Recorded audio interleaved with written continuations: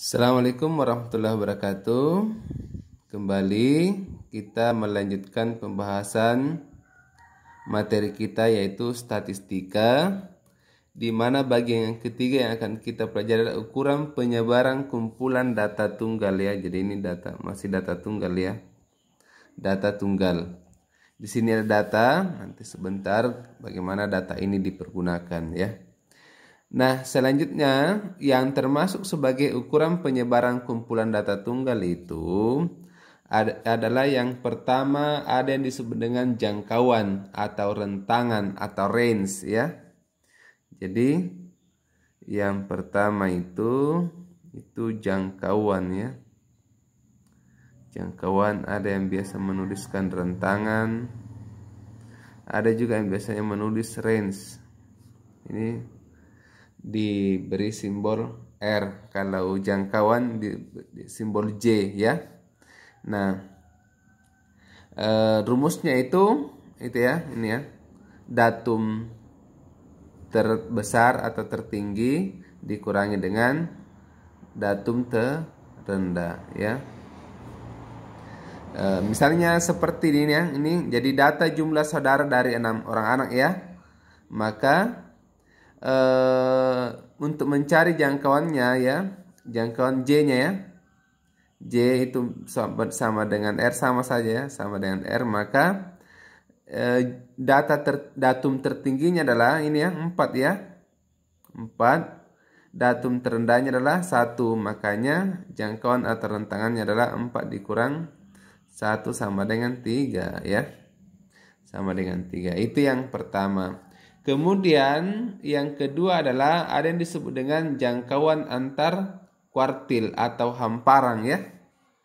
Jadi yang kedua itu jangkauan antar kuartil. Itu biasanya ditulis JK. Ini juga biasanya ada yang menuliskan hamparan ya. Itu biasanya H ya.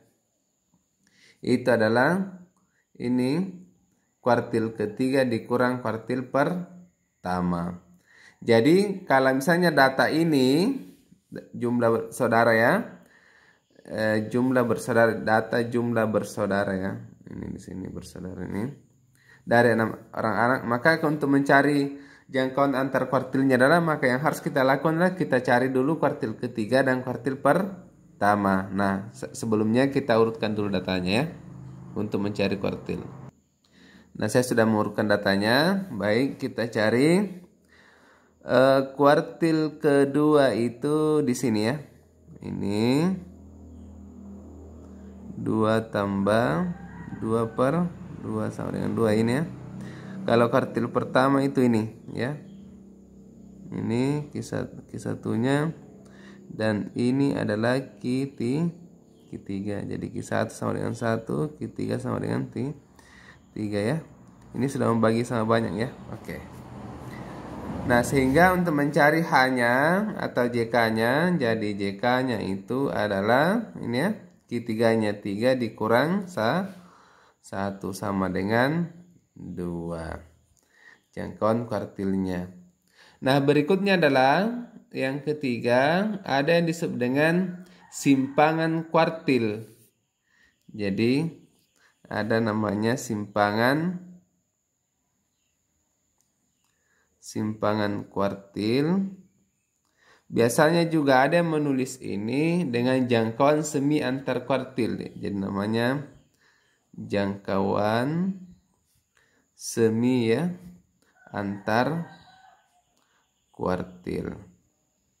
Nah, cara menentukannya adalah ini ya. Dia biasa disimbolkan itu gini ya. QID. QID itu sama dengan 1/2 H. 1/2 H atau 1/2 JK ya. Itu sama dengan 1/2 dikali kuartil ketiga dikurang kuartil pertama. Nah, kalau misalnya ditanyakan adalah ini ya. Ini datanya, yang dicari adalah simpangan kuartilnya, maka cara menentukannya adalah ya seperti ini ya. Dicari dulu Q3 dengan Q1 kan sudah ditemukan ini, maka inilah 1/2 dari 3 dikurang 1 sama dengan 1/2 dikali 2 sama dengan 1. Jadi simpangan kuartilnya itu sama dengan 1. Berikutnya yang termasuk sebagai ukuran penyebaran kumpulan data adalah namanya simpangan rata-rata, ya. Simpangan rata-rata. Jadi itu yang berikutnya, ya. Di sini, ya. Namanya simpangan rata-rata.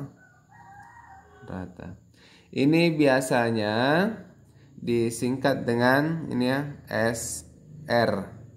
Itu rumusnya adalah 1/n, ya, dikali dengan jumlah dari nilai mutlak XI, ya, atau XI dikurangi dengan rata-rata data, di mana I-nya itu dimulai dari 1 sampai N. Nah, coba kita aplikasikan ini rumusnya pada data ini, ya.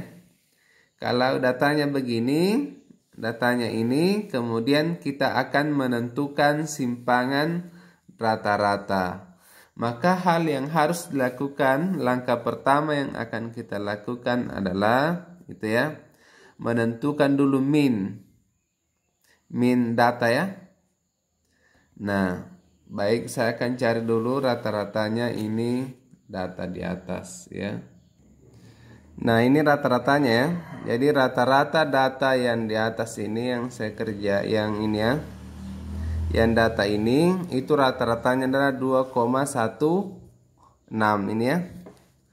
2,16. Sehingga kalau kita ingin mencari simpangan rata-ratanya, maka yang harus kita lakukan selanjutnya adalah memasukkan ini ke rumusnya, ya. Maka SR sama dengan 1/n-nya berapa? N-nya adalah 6, ya, dikali, ya.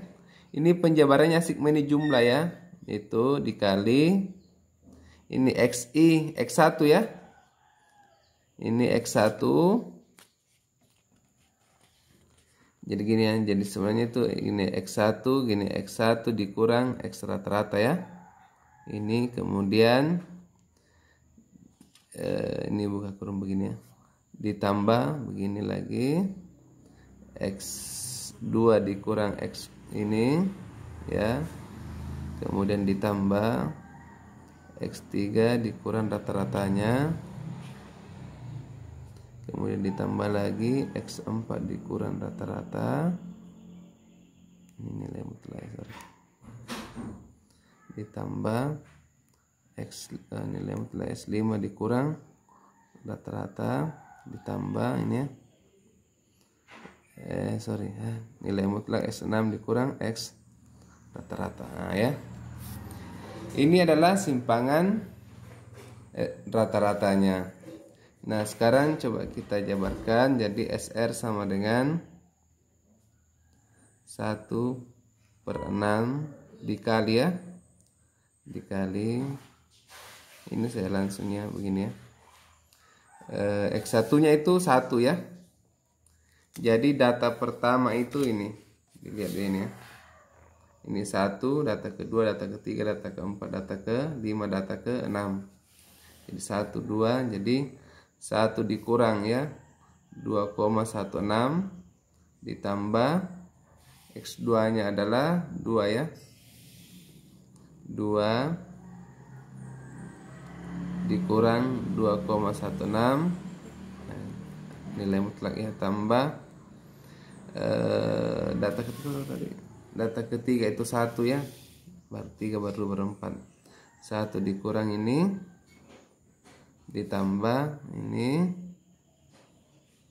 3 dikurang 2,16 ditambah 2 dikurang 2,16 ditambah 4 dikurang 2,16, tutup kurung, ya. Nah, ini adalah simpangan rata-ratanya. Jadi SR-nya itu sama dengan 1/6 dikali. Ini 1 dikurang ini sama dengan 1, berapa nih kalau dikurang 1? 1,16 ya.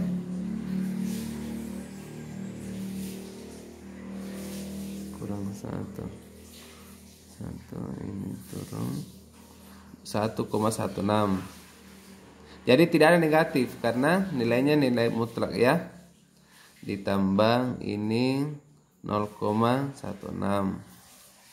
Tambah ini 1,16.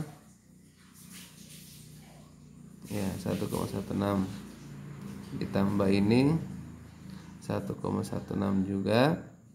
Ditambah ini 0,16 ditambah 2, bukan 2, ini tinggal 1, sorry. Ini 4 jadi turun 4, 8, 9 kurang 1, 8, 1,84. Jadi sini 1,84 tutup kurung. Nah ini ya. Jadi ini silahkan dijumlahkan, ini baru dibagi 6. Ini semua dijumlah baru dibagi 6. Itulah simpangan rata-ratanya. Nah berikutnya adalah ada yang disebut dengan ragam atau varians dan simpangan baku. Jadi ukuran penyebaran kumpulan data yang lain adalah yaitu ragam. Ini juga biasa dituliskan varians ya. Nah, yang mana ragam atau varians itu rumusnya adalah S⁻² sama dengan 1/n sigma dari ini ya, XI dikurang rata-ratanya berpangkat 2, di mana I itu mulai dari 1 sampai ke N. Ini ya. Ini. Kita ambil contoh ini ya, contohnya ini diubah saja ya. Karena rata-ratanya itu desimal, repotnya di sini ya. Nah, saya beri contoh yang bulat rata-ratanya ya. Kalau misalnya ada datanya seperti datanya data 1, 2, 1, kemudian 3, kemudian 2, 3. Misalnya ini rata-rata, ini datanya ya. Ini data, ada 6 data seperti ini, maka untuk mencari ragam atau variansnya adalah juga terlebih dahulu langkah yang harus kita lakukan adalah mencari min ya. Minnya ini adalah ini 1 tambah 2 tambah 1 tambah 3 tambah 2 tambah 3 per 6. Ini sama dengan ini 12 ya. Berapa nih? Ya 12 per 6 sama dengan 2.